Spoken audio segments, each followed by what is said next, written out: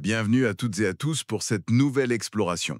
Aujourd'hui, on plonge dans une pensée assez fascinante, celle de Belluzaman Saïd Nursi. Oui, on va regarder ses idées sur le changement, l'activité constante et la nature même de l'existence. Exactement. On s'appuie sur des extraits de ses écrits et un commentaire pour nous éclairer un peu. Mhm. L'objectif, c'est de comprendre pourquoi pour lui, le dynamisme, l'effort, c'est si crucial, si bénéfique. Et à l'inverse, pourquoi l'immobilité, la stagnation, s'est vue de façon si négative? Oui, presque comme une non-existence.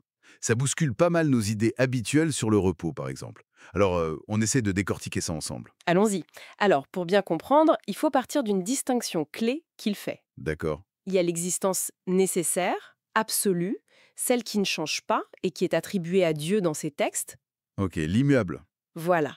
Et puis, il y a tout le reste, l'existence qu'il appelle possible, contingente. C'est nous, c'est le monde créé. Et cette existence-là, elle.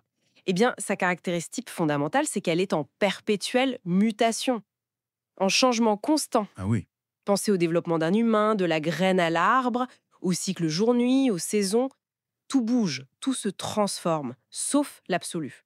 d'accord. Et c'est là que ça devient vraiment intéressant, je trouve. Mhm. Parce que si le changement, c'est la loi de la nature, de la création, alors s'arrêter, stagner, bah, c'est aller contre cette loi, en quelque sorte.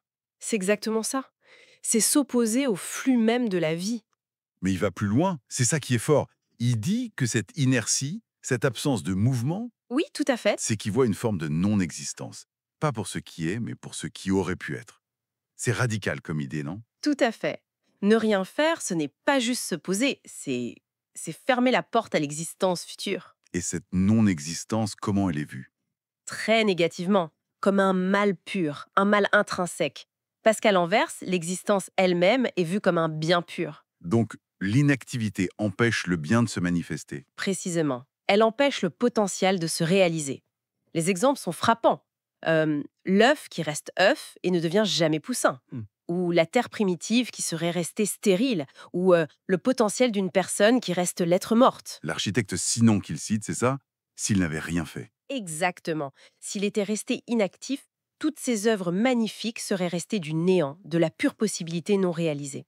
Chaque instant d'inaction, c'est un bien potentiel qui ne voit pas le jour. D'accord, je vois. Donc, si exister égale changer, et exister égale bien, alors logiquement, l'activité, l'effort, c'est valorisé. Extrêmement valorisé.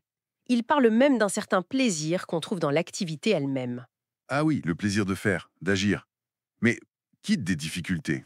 Parce que le changement, l'effort, ce n'est pas toujours une partie de plaisir, loin de là. C'est une objection légitime et il l'aborde. Les épreuves, les peines, la souffrance. Oui. Elles ne sont pas niées, mais elles sont vues comme faisant partie du processus, parfois même comme des éléments qui purifient, qui perfectionnent l'existence. Qui purifie? Comment ça? Mais il distingue le bien en soi, comme la santé, et ce qui est bien par ses conséquences. Une épreuve, une maladie par exemple, Oui, même si c'est difficile, ça peut devenir une occasion de développer la patience, de réfléchir, de se rapprocher spirituellement. C'est ce qu'il appelle un culte un négatif. culte négatif. Oui, l'endurance face à l'adversité, mais une endurance consciente, réfléchie.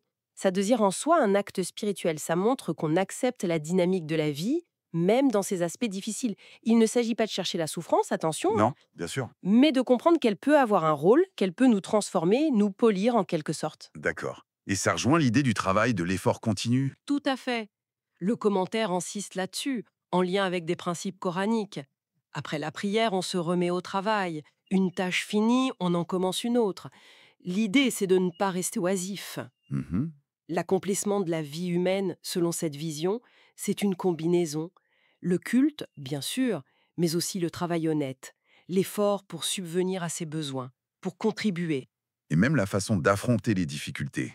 Exactement. Avec patience et réflexion, c'est une vision très très dynamique de l'épanouissement personnel et spirituel. Donc, si on résume un peu tout ça, le cœur de cette pensée, c'est que l'existence, la vraie vie, c'est le mouvement.